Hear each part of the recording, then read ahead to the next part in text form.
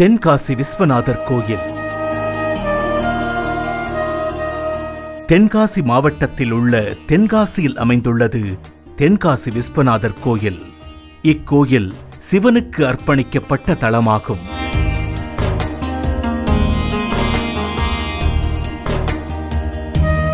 தமிழ் கட்டிடக்கலை பாணியில் கட்டப்பட்ட இந்த கோயில் 13ஆம் நூற்றாண்டில் பாண்டிய ஆட்சியாளர் பராக்கிரம பாண்டியனால் கட்டப்பட்டதாக நம்பப்படுகிறது. பின்னர் மதுரையை ஆண்ட நாயக்கர்களிடமிருந்து சேர்க்கப்பட்டது. சிவபெருமானை காசி விஸ்வநாதராகவும் அவரது துணைவியார் பார்வதி தேவியை உலகம்மனாகவும் வழிபடுகின்றனர்.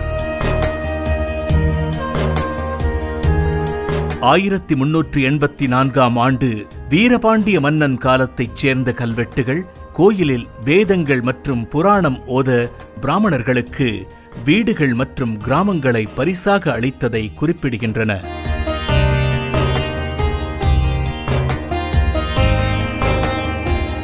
ஆயிரத்தி 428 மற்றும் 1460க்கு இடையில் ஒரு பாண்டிய மன்னன் பராக்கிரம பாண்டியன் நவீனகால தென்காசி மற்றும் அதன் சுற்றுப்புறங்களை உள்ளடக்கிய மதுரை மண்டலத்தின் தெற்கு பகுதியை ஆட்சி செய்தார்.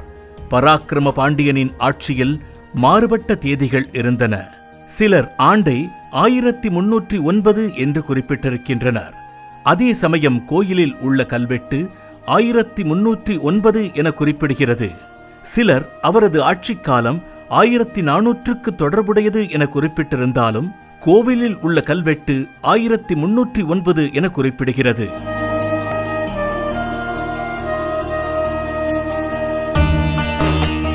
பதினாறாம் நூற்றாண்டில் தென்காசி மதுரை மண்டலத்தின் ஒரு பகுதியாக இருந்தது. 1559 விஜயநகர பேரரசிலிருந்து நாயக்கர்களின் கீழ் இருந்த மதுரை சுதந்திரமடைந்தது மற்றும் கோயிலுக்கு வம்சத்தின் ஆட்சியாளர்களிடமிருந்து பரிசுகள் கிடைக்கத் தொடங்கின. 1967ஆம் ஆண்டு வரை தட்டையான கோபுரத்தை கொண்டிருந்த இக்கோயிலில் 180 அடி உயரத்துடன் கலைநயத்துடன் கட்டப்பட்ட கோவில் கோபுரம் 1990ஆம் ஆண்டு தொடங்கப்பட்டு கட்டி முடிக்கப்பட்டது. இக்கோயிலில் 7 நிலை கோபுரங்கள் உள்ளது மற்றும் கோவிலில் உள்ள அனைத்து சன்னதிகளையும் உள்ளடக்கிய செறிவான கிரானைட் சுவர்கள் உள்ளன. கோவிலின் நுழைவு வாயிலிலிருந்து கொடிமர மண்டபத்திற்கு செல்லும் தூண் மண்டபம் உள்ளது. கருவறை கிழக்கு நோக்கி நுழைவு வாயிலுக்கு அச்சில் அமைந்துள்ளது. கருவறையில் காசி விஸ்வநாதரின் திருவுருவம் லிங்க வடிவில் உள்ளது. கருவறைக்கு செல்லும் மண்டபத்தின் இருபுறமும் விநாயகர் மற்றும் சுப்பிரமணியர் உருவங்கள் அமைந்துள்ளன.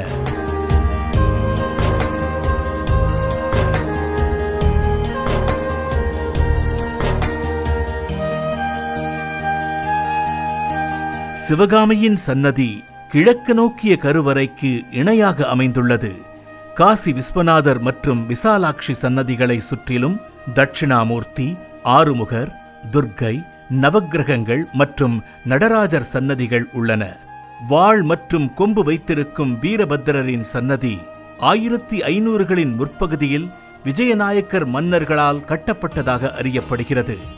விஜயநகர சாம்ராஜ்யத்திற்கு பிறகு பாண்டியர்கள் மதுரையிலிருந்து வெளியேறிய பிறகு அவர்கள் இந்த இடத்தையும் அதை சுற்றியுள்ள பகுதிகளையும் தங்கள் களமாக தக்க வைத்துக் கொண்டனர்.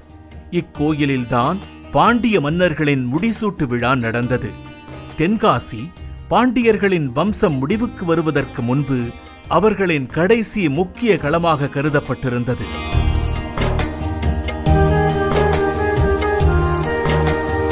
இக்கோயில் கோபுர நுழைவு வாயில் வழியாக வீசும் காற்றின் முறை மிகவும் தனித்துவமானது.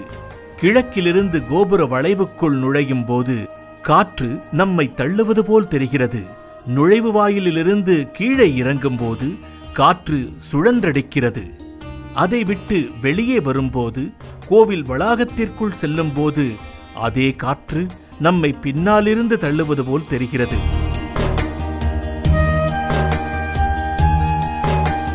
செவ்வாய் தோஷம் உள்ளவர்களும் திருமண தடைகள் உள்ளவர்களும் இக்கோவிலுக்கு வந்து வழிபட்டால் தடைகள் நீங்கும் என்பது பக்தர்களின் நம்பிக்கையாகும். தமிழ் மாதமான மாசியில் கொண்டாடப்படும் கோவிலின் வருடாந்தர மாசிமகத் திருவிழா இக்கோயிலின் 3 ஆண்டு விழாக்களில் மிக பிரபலமானது.